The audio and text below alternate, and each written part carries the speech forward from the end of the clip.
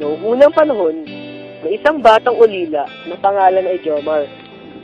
Wala siyang kaibigan pero magaling siyang tumugtog ng musika.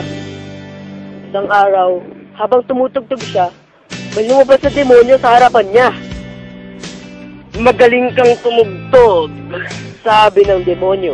tignan natin kung tunay kang magaling. Hinahamon kita sa isang tugtugan. Kung manalo ka, ibibigay ko sa iyo ang ninanais mo. Pero kung matalo ka, ibibigay mo sa akin ang kaluluwa mo. Sa mga kondisyong ito, pumayag si Jomar. Matagal siyang nag-ensayo. Ginilingan niya ang pagtugtog niya para makahanap siya ng tugtog na makakatalo sa demonyo. Sa gabi bago lumaban, nagdasal si Jomar kay Bathala. Panginoon, tulungan mo po ako sa hamon na aking harapin bukas. Bigyan mo po ako ng lakas para malabanan ng demonyong ito at makuha ang ninanais ko. Sabi ni Jomar. Huwag kang mag-alala. Kakabayan kita sa inyong laban. Hindi kita iiwanan at tutulungan kitang matalo ang demonyo. Sagot ni Bathala. Dumating ang araw ng tugtugan at naunang tumugtog ang demonyo. Nakakatakot ang kanyang tinutugtog at dito, kabahan si Jomar. Matapos tumugtog ang demonyo, sabi niya,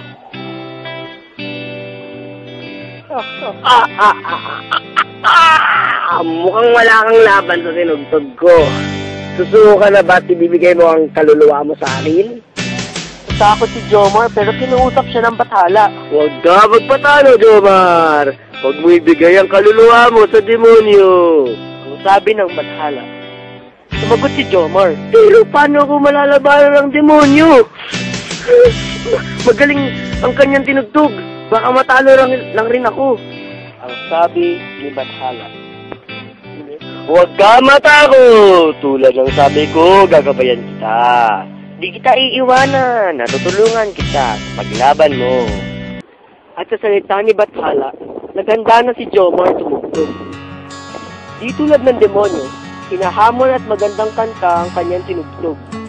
Na matapos si Jomar tumugtog, sumigaw ang demonyo. Hindi maaari! Paano ako natalo? Imposible ito! Natalo ni Jomar ang demonyo at agad niyang sinabi, Demonyo! Natalo kita! At ang pangako mo ay bibigay mo sa akin ang ninanais ko. Nais kong buhayin mo ang aking mga magulang para ako'y mamuhay ng normal at masayang buhay. Ibinigay ng demonyo ang hiniling niya at mula noon buhay ang mga magulang ni Jomar ng mabuti at